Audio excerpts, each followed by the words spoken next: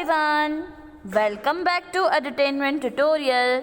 Dear students, in the previous video lecture, you well understood about the weather and climate. Now today we are going to continue chapter 8 Geography from grade 6 CBSE. Our next topic is natural vegetation. What is natural vegetation?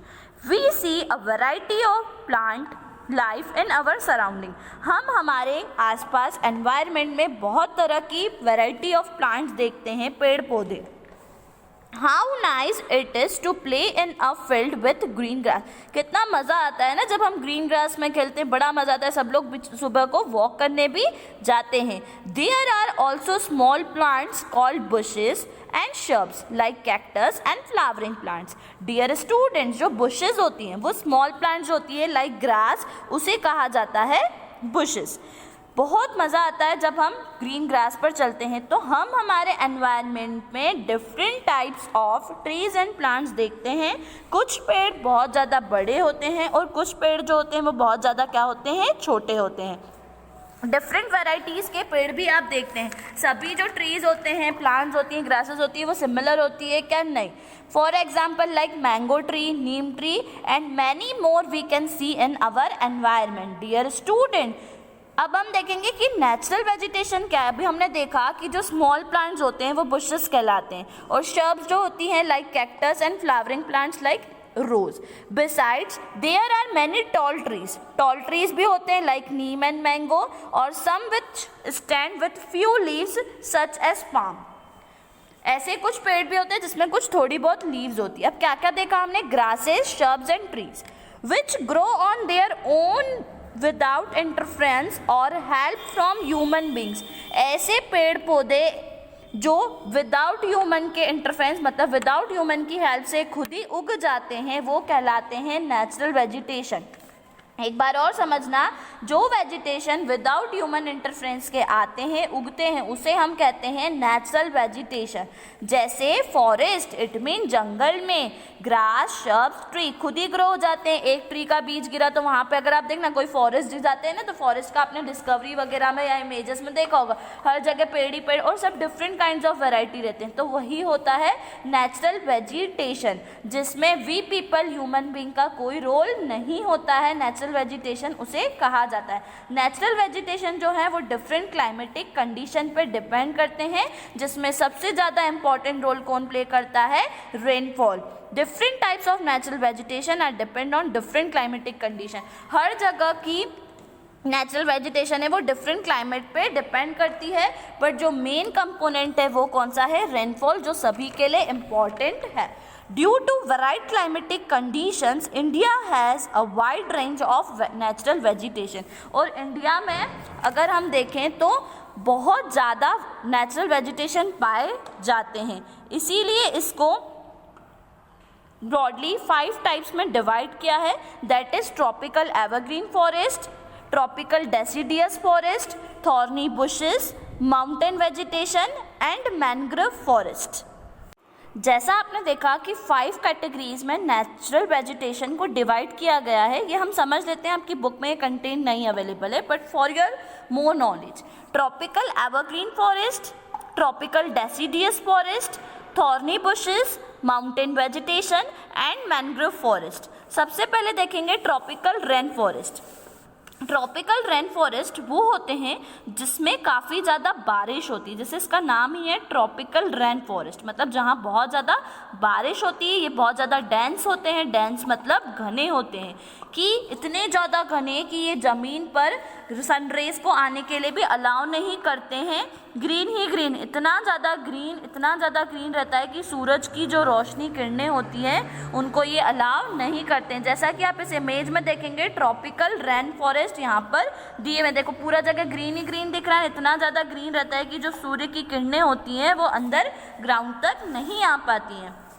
और tropical rain forest अपनी leaves shade नहीं करते हैं एक ही time पर, मतलब ऐसा कुछ ट्रीज होते हैं ना जो साल में एक बार एक ही टाइम पर या तो समर सीजन में ऑटम सीजन में अपनी पत्तियों को झाड़ते हैं, तो ये जो एवरग्रीन फॉरेस्ट मतलब रेन फॉरेस्ट होते हैं ये एक ही टाइम पर शेड नहीं करते हैं, अलग अलग टाइम पर करते हैं, पर हमेशा ही हरे भरे रहते हैं, इसीलिए इसको ट्रॉपिकल एवरग्रीन फॉरेस्ट भी कहा जाता है। पिक्चर में देखो ग्रीन ही ग्रीन है।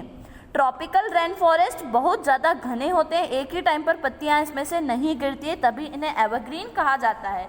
इनके एग्जाम्पल है, इन एग्जाम्पल को आपको बहुत अच्छे से ध्यान रखना है। महागोनी, एबोनी, रोजवुड। इंडिया में कहाँ कहाँ पर evergreen it means tropical rain forest होते हैं? Andaman and Nicobar island, north eastern states और वेस्टर्न घाट में, वेस्टर्न स्लोप में ये फॉरेस्ट पाए जाते हैं। नेक्स्ट सेकंड कैटेगरी जो है वो है हमारी ट्रॉपिकल डेसिडियस फॉरेस्ट।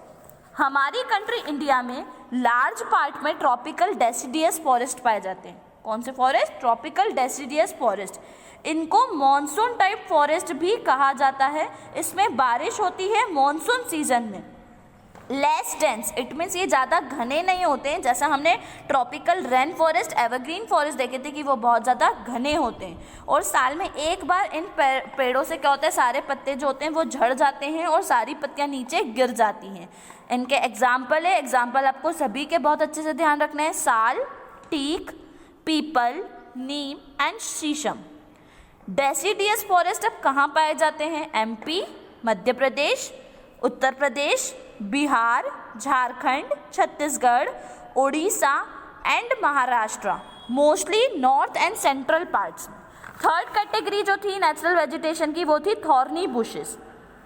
अब थॉर्नी बुशेस वहाँ पाई जाती हैं जहाँ रेनफॉल मतलब जहाँ बारिश कम होती है, जैसे राजस्थान एरिया में वेजिटेशन जो है वो किसका होता है वेजिटेशन? कैक्टस, बबूल, कीकर, ये सब। अब ये कहाँ पाए जाते हैं? राजस्थान, पंजाब, हरियाणा, ईस्टर्न स्लोप्स में, वेस्टर्न घाट्स में पाए जाते हैं। और ये जो पेड़ होते हैं वो थॉर्नी बुशेस मतलब जो कांटे वाले पेड़ होते हैं। क्यों? क्योंकि बारिश नहीं होती है, और बारिश नहीं होती तो इनको वाटर नहीं मिलता है, जिसके कारण जो पेड़ पौधे होते हैं वो सूख जाते हैं। नेक्स्ट जो है वो है माउंटेन वेजिटेशन। माउंटेन वेजिटेशन वो होते हैं जो माउंटेन्स पे पाए जाते हैं। इनकी जो एवरेज हाइट होती है वो 1500 मीटर से 2500 metre it means 1500 metre to 2500 metre तक रहती है।